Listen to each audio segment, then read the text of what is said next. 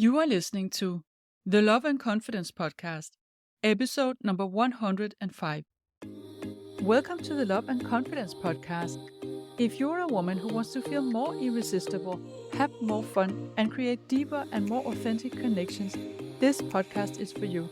I am your host, certified life coach Lærke Nielsen, and I help you become the best and most confident version of yourself so you can attract the love life you desire.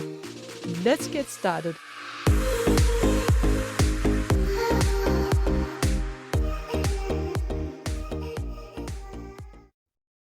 Hey friend, today I want to talk about something that I know a lot of you get frustrated about when you are on a date with someone and the conversation isn't exactly going as you would want it to, and in a way that feels like a mutual exchange of valuable information. I'm going to share with you what I mean by that and give you some examples and why you might feel like you are stuck even though you are not. And then I will give you some tips on how to shift up the conversation so it becomes more fun for you. I had a chat with my partner about this situation as well, so I'm also going to share something he said because I think it can be useful to see it from the other side of the table. Now, this is something that typically comes up on a first date and unfortunately can block any kind of progress in the connection. It can be the one thing that makes you not want to see him again. I know that from my own past dating life. This was a recurring issue that got me so turned off and it was a total red flag to me.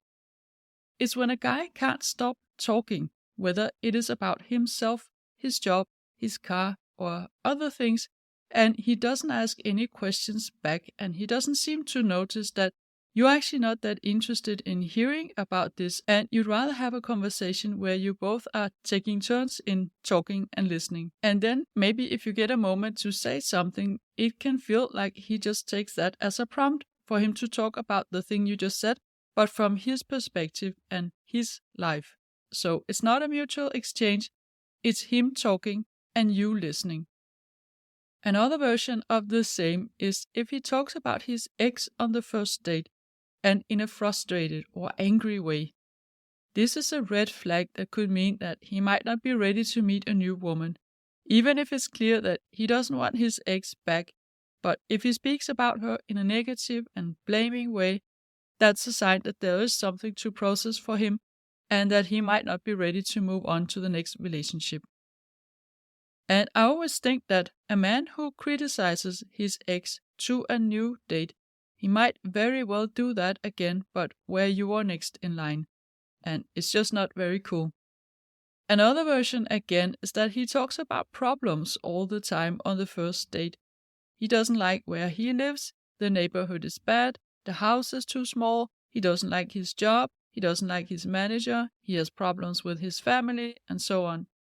Even if he might not be talking about it in a victim-y way, it's still creating a heavy negative atmosphere, and it's not either very inspiring or romantic.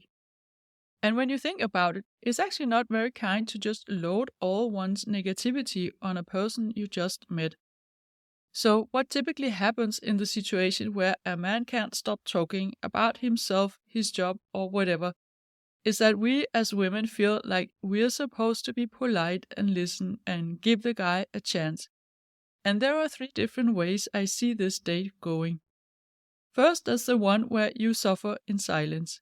Maybe you try in more or less subtle ways to shift the topic, which doesn't really land with him. Maybe he just continues as if he hears nothing, or he thinks your comment is a cue to him to continue talking, but about something else, and you start feeling like someone gave you a sedative. You are really bored and you wonder if you could just leave and whether he would even notice that. You can't avoid judging him quietly. Of course, who goes on a date just to talk about himself and his stupid, boring job? And you might start asking yourself a lot of questions like, why did he even want to see me? He seems too self-absorbed to be in a relationship. I wonder when is the last time he had a partner. Maybe he never had a long-term partner. Maybe he drove them all away with his boring talk. Also, you quietly in your mind decide that he's not a good match. It was not a good date because all he could talk about was himself. So in your mind, he is digging his own grave by talking endlessly and not asking any questions back. And by the end of the date, you feel so drained and not very appreciated. You feel that this was one of the most boring dates you ever had, and the guy is extremely self absorbed and not attuned to anyone else. But the guy, on the other hand, he feels super great. He had an amazing date. He talked about his favorite topic the whole evening, and he has the impression that it was a brilliant conversation for you two. You seem to be so interested. Finally, a woman who's able to listen without interrupting him all the time. So he would love to see you again. Now, that was a quiet suffering scenario, and the second scenario is where you actually try to change the subject several times. You make a joke with him, you make a funny comment, you try to shake things up. And this could work if he's open to that, but maybe he isn't, and you either continue the date in the quiet suffering scenario, or you go to the next scenario, which is the rapid escape scenario. And this is where you find an excuse to leave as early as possible. You just remembered something, or you pretend you have received a message from a friend who locked herself out of the flat, and you have the extra key, and your friend needs to catch a flight, so you have to leave now. These could be the three typical scenarios. You either suffer in silence, you try to rock the boat, or you find a way to escape. And I have been in all of these. I feel you, and I want you to know that you are not alone. And in a moment, I'm going to tell you why you have to speak up here, and I'm going to give you some ideas on how to do that. Those of you who are introverts probably only recognize this situation too well, where someone discovers that you are good at listening, and they think you really enjoy listening, and that you want to do that all the time. And then they load off everything that they feel unhappy about in their life in one long monologue, just to leave you drained and energetically exhausted. And honestly, if I'm at a social event and someone asks me, what is my best dating advice? If it's a man who asks me that, I always say that if only men knew how attractive it is when they show genuine interest for a woman, when they ask her questions, then they let her answer and then listen and ask more questions, when they don't talk about themselves all the time. If only more men knew that, they would be in a much better place. More women would perceive them as attractive.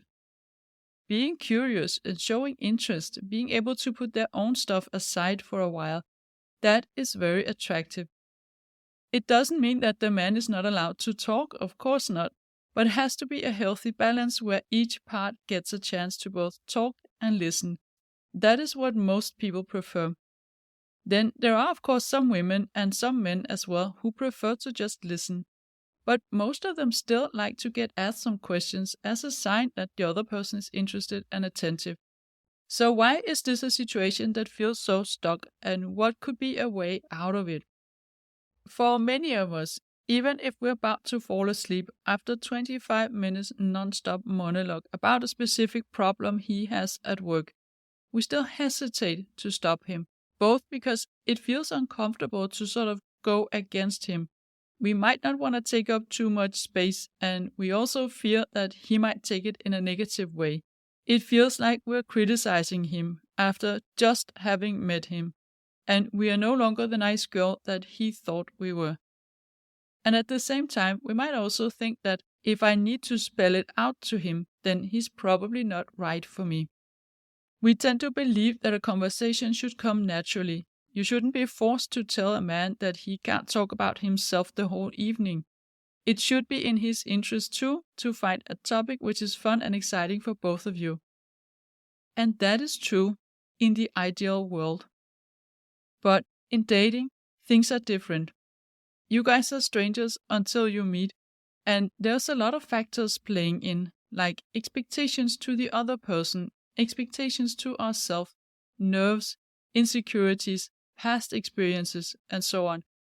It could be that the guy just doesn't know what else to talk about, and his job feels like a safe topic. This is his comfort zone, and it gives him a chance to try to impress you. He's maybe nervous even if you don't sense that.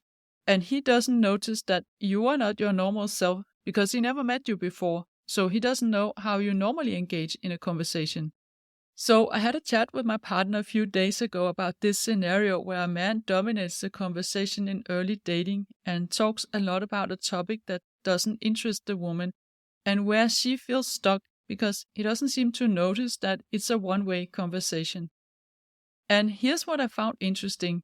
He said that for him it would be a red flag if someone didn't speak up and instead let him go on and on about a topic that she didn't find interesting. Someone who doesn't state their opinion, who doesn't interrupt the guy in his long monologue, but instead suffers in silence, that is a red flag. So I want you to imagine that the man you are on a date with doesn't have a clue that you're bored.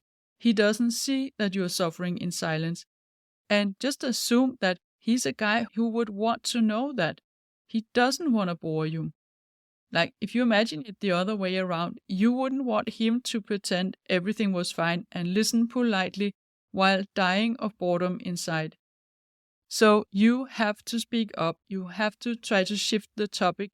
So at least you're giving him a chance and you're giving you both a chance. You're giving the connection a chance. So here's what you can try instead. Now, it's always good to give a man a chance to be curious and let him share what he wants to share to a certain point, because you also want to make it a good experience for yourself. So you can listen to him for maybe 15 minutes. And of course, if it's super interesting, just let him talk. But if it's one of the scenarios I mentioned here, where it feels really not engaging for you and not very interesting, you can try to ask a few questions to shake up the conversation a bit. And for instance, you can ask questions that elicit emotions. So if he's talking about his work, for instance, then you could ask him, what makes you passionate about it? What do you enjoy the most?